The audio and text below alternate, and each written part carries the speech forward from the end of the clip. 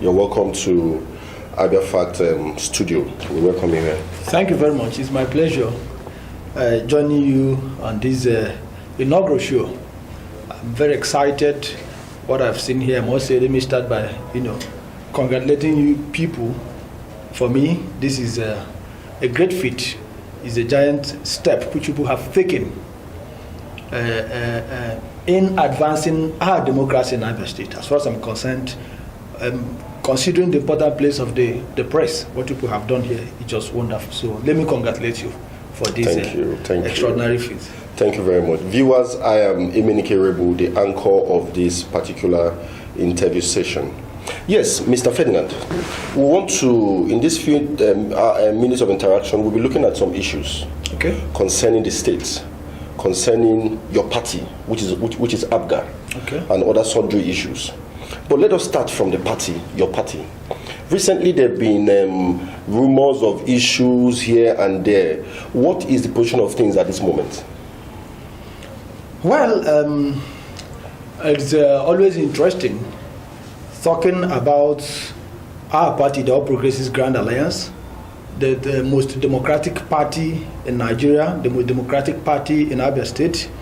We call it the home of the progressives. And of course, our slogan is "Be your brothers and sisters keeper." As a party that made extraordinary inroads in 2015, prior to that time, our party had taken part in different elections in the past, since 2003. And in 2015, when we had a respected Abia son in the person of Dr. Otti, a respected Abian, a respected Nigerian, a foremost financial expert as our candidate, he was able to galvanize Abians to do what remains historic in our history as a state. He wrote the history of Abia politics. He shook the foundation. He galvanized Abians of all classes, Abians from different walks of life, to be part of the change movement. Of course, he was alarmed by the decay and the misgovernance that has been ravaging Abia State since the inception of our democracy in 1999. In the end, even though Abians still believe that our party and Dr. Otti won that election convincingly, and unfortunately, our mandate was stolen. Yes, we were able to stamp our authority, we were able to stamp our presence in Abia State and became the leading opposition political party. And because of that, it is natural for everybody's attention to be on our party. Everybody expects ABGA to lead the way, and that is exactly what ABGA is doing. And because of the threat which they know, the ruling government in the state know that, and the PDP know that our party poses, they adopted a lot of strategies to destabilize our party. But I can assure you that that has been resisted, that they are not having their way. So the distractions we saw in our party were the manipulations of our opponents. So, and unfortunately, they are using their media, the media they control to twist facts, to give the impression that there is unimaginable crisis in our party. And that is very, very wrong. You understand? So, there is no serious crisis in our. We had minor, distractions caused by these people I just made reference to, and we discovered that, and we did everything to nip it in the bud, and we are trying to stem whatever any act of distraction they are trying to do. If you go on air, they will see spokespersons of the governor, media aides of the governor are boasting on air, appear in different radio stations to say, Alex Otti will not get a ticket, he will not be the candidate, so person is going to be the candidate. What does that tell you? When people, your opponents, begin to attach more importance to a party than their own, begin to say it's going to be so person, you know what that means, you know what that comes. So they are boasting, and that tells you, that speaks volumes of their involvement in the whole thing. But like I said, our party is intact, our party is united, we are doing well, and we cannot succumb to the threats and the manipulations of our opponents. So Mr. Ferdinand, you are telling Abians today that ABGA in Abia State is united and remains one family. Very united and remains a very peaceful and united family. Okay, let's move forward. Recently, there was Dr. Alex Otti, your governorship aspirant, visited NTA in Umuahia, and it seems as if it became an issue. I don't know what you have to say concerning that. Is there anything? Is there any part of that visit that should have been an issue in the media space? Okay, thank you. I'm very glad you asked this question. Dr. Alex Otti, by his nature, except that we are playing politics, except that as a party, we must publicize the activities of our party. And by doing that, we need to publicize the activities of our principal. But by his nature, he's not a man that cherishes unnecessary publicity, unnecessary attention. I have a federal radio station here in Umuahia where he donated a gigantic generating set years ago before he came to run for governor. Nobody heard about it. It is still the same generating set that is sustaining that radio station as I'm talking to you now. A very big, a very massive one. Nobody heard about it. Recently, the Nigerian Television Authority, Umuahia, Channel 21 Umuahia, approached this man just via our campaign office. And it was brought to the attention of our principal, Dr. Alex Otti OFR, that the station has been moribund for about 5 years. He was alarmed because he wasn't aware of it. I recall my humble self, I was in that station in 2015 when I met with the then general manager. I went there for something, and he told me that they have problems that this thing. But of course, that was at the peak of politics and politicking. We could have, you understand, done it that if Dr. Alex Otti was aware of it. He just heard this thing and his attention was brought. So he swiftly, knowing the importance of the place, hearing that he has been lying comatose for years, knowing that Abians are working there, he led his team, his friends and the political association. We went to that place. Before this, and they already analyzed the immediate challenges they wanted to be tackled. They wanted Dr. Alex Otti to tackle. They wanted a transmitter, to be kind of put back on air. Just a few things there, and they made a specific request, specific amount of money. They requested, and to their shock, when we got to that place, first, our principal, Dr. Alex Otti, and his team were laid around the NTA environment, the studios, the transmitter station, the generating house, everywhere. The production office and all the rest of them. After going through the place, and came, the general manager the acting general manager now addressed us, told us the challenges they've been having, and called for his assistance. So they were actually thinking that Dr. Alex Otti would say, okay, let me go, later I will come back and respond. There and then he brought out a check, the exact amount they requested, to just get the station on air, and gave to them. They were all shocked, and the staff there were all in a state of excitement because they know the implication of that place being off.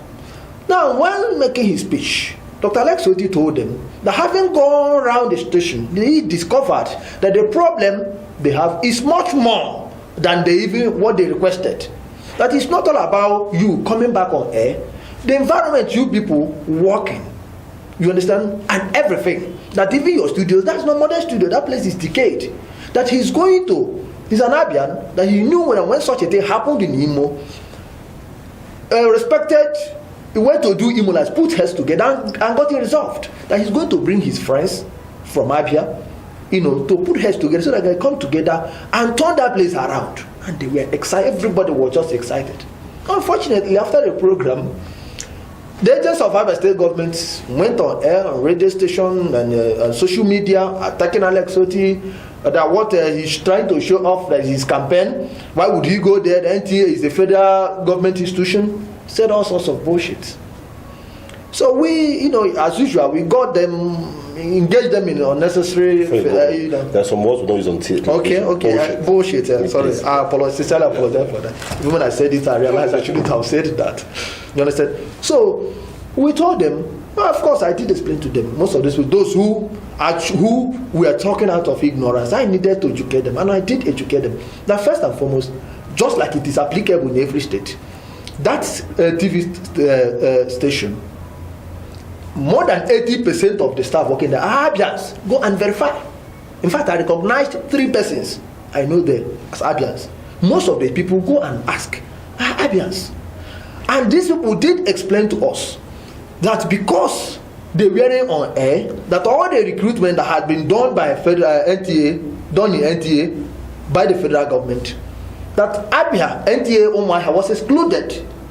So Abians that should have been employed or that would have been employed weren't employed.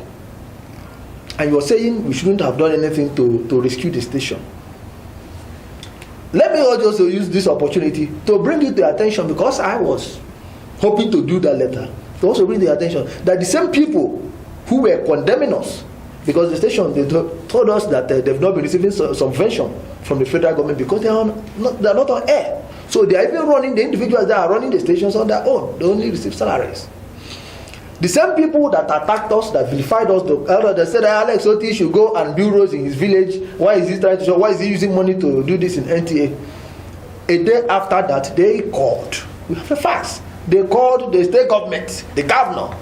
They called the general manager. That's the general manager. They invited them and other officials of the station, telling them they should forget. Why didn't they come to them? They should forget Alex Otti. They are going to take care of it. They are going to. So the whole thing is funny. We just like that. We were laughing. So it means that the people whose agents, whose aides were attacking us, making all sorts of. They even fabricated initially that Otti went there to mock Buhari. Otti went there and attacked Buhari. So all sorts of rubbish. Okay. Mr. Ferdinand, there's another issue where Dr. Alex Otti's name has been dropped, and we think there's a need for us to ask you today, being a media aide to Dr. Alex Otti. Yeah. This recent crisis in Abia Poly, where everywhere has been locked down due to 9 months of unpaid salary. Yeah. Every part of the institution was locked down. In fact, we visited here with my team a few days back, and everywhere was completely locked down. There are rumors. There are most of some people who say that Dr. Alex Otti is involved, that he's one sponsoring them, that the people engage in media activities they cannot afford to pay for. What is your take on that? Well, it's unfortunate, but let me say, Alex Otti is a respected Abian, he's a respected Nigerian, he's a decent man, he's civilized, he's exposed. He doesn't play politics of primitivity, and couldn't have been involved in any action, any act capable of inciting crisis in Abia Poly. And we must also understand the people that embarked on this strike we are talking about are, most of them are senior staff. You understand? You have ASUP, who are in charge of the union, the Polytechnic Union. They were in charge of the affairs of the staff there. How possible could it have been for Alex Otti to tell these people embark on strike against the state government if they weren't being owed? To just cut it short, Alex Otti does not know anything about the crisis at Abia Poly. The argument does not even make any sense. Pay these people, they will go back to work. I did say it, that on assumption of office, Dr. Okezie Ikpeazu and his media people said, analyze the challenges confronting the institution. They claimed there were many ghost workers.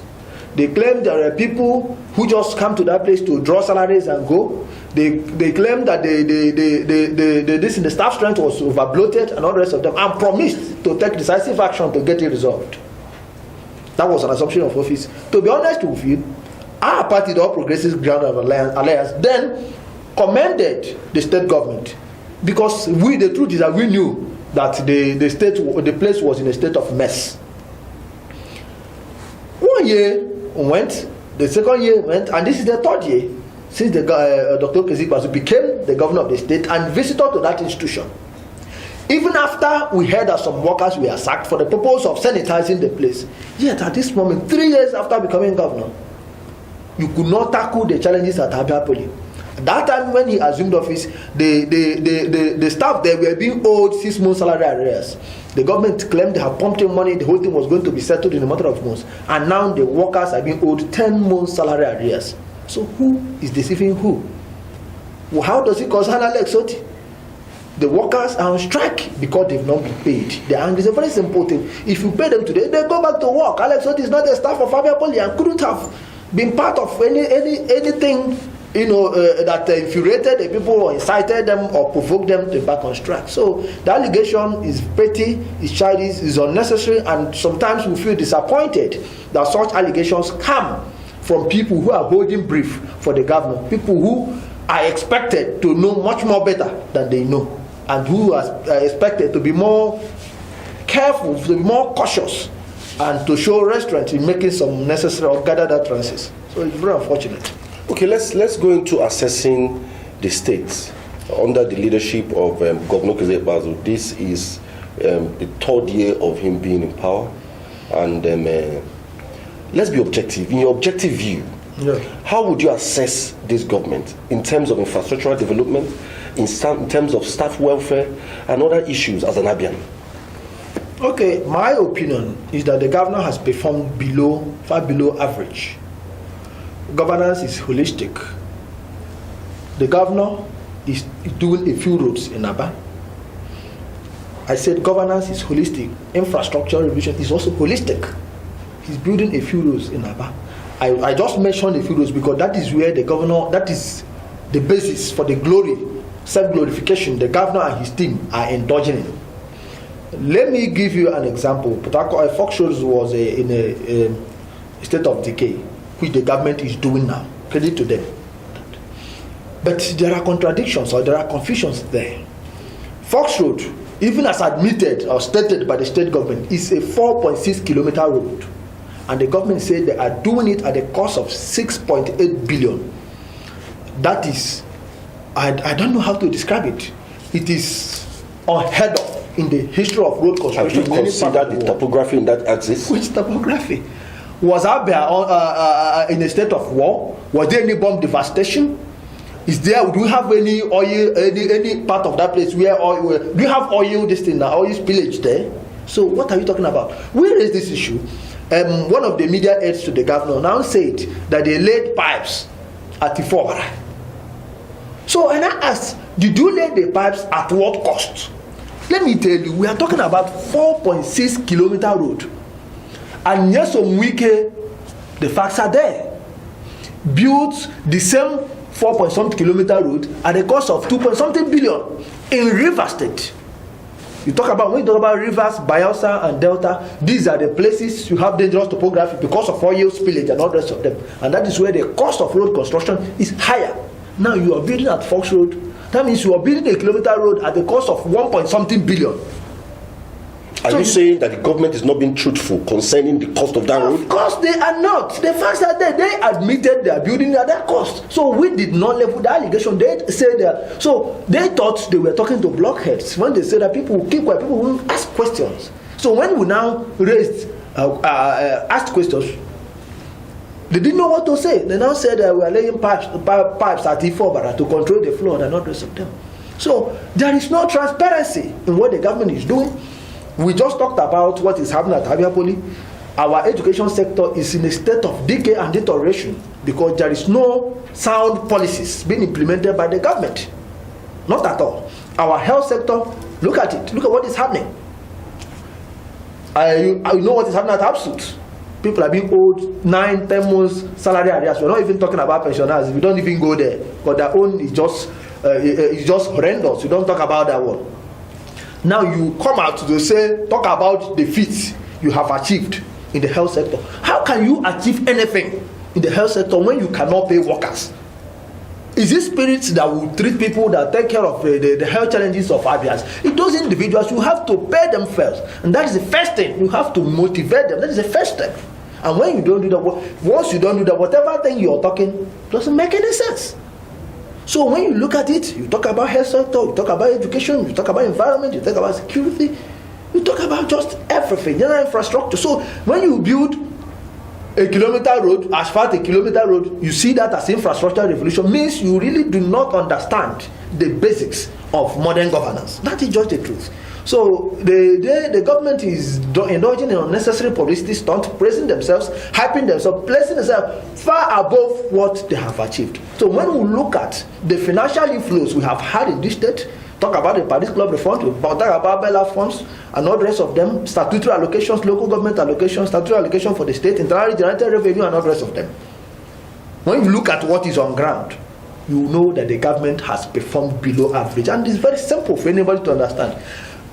Forget the emotions, forget the sentiments, forget the interests of I am part of the government. Be realistic to yourself. Look at what is on ground. Compare the resources. You are building a flyover. You say, I'm building at the cost of 5 billion. Is it 5 billion or 5.5 billion? And we know that a governor in Anambra State, a performing governor in Anambra State, did 3 of the same thing at the same cost at the cost of 5 billion. So you find out that the government has a misplaced priority. Okay, Mr. Ferdinand, we want to round up by asking you a question. There are feelers around that Dr. Alex Otti is interested in running again in 2019. Is it an open fact? Well, there is a way Dr. Alex Otti for now responds to such questions, or such a question when they come. He will tell you that when you set out on a journey and you've not got to your destination, of course you keep going. The challenges for which Dr. Alex Otti resigned from his plum job as the MD and CEO of Diamond Bank, as the chairman of bank CEOs, with 6 years plus behind. He had 6 years plus to still serve as MD and CEO, and voluntarily voluntarily left the bank, is to tackle the challenges, and the challenges for which he resigned are still here with us. So you don't expect him to retreat. I think it was during the period of the Second World War that one anonymous soldier, the loyalist of Adolf Hitler, said that if a battle won is not worthy of heartfelt celebration, that it is a mistake of great incorrigible standard to venture into the face of war. For us, if we juxtapose that for us here, the battle won, the victory achieved, is indeed worthy of heartfelt celebration, and because of that we are motivated to do another battle, to relaunch and complete the battle we started. Going by what we are seeing, we are confident, and even though our principal, Dr. Alex Otti OFR, hasn't declared officially, but we haven't got to our destination, and we must get to our destination before we can pause. Thank you very much. Thank you. My pleasure. Thank you.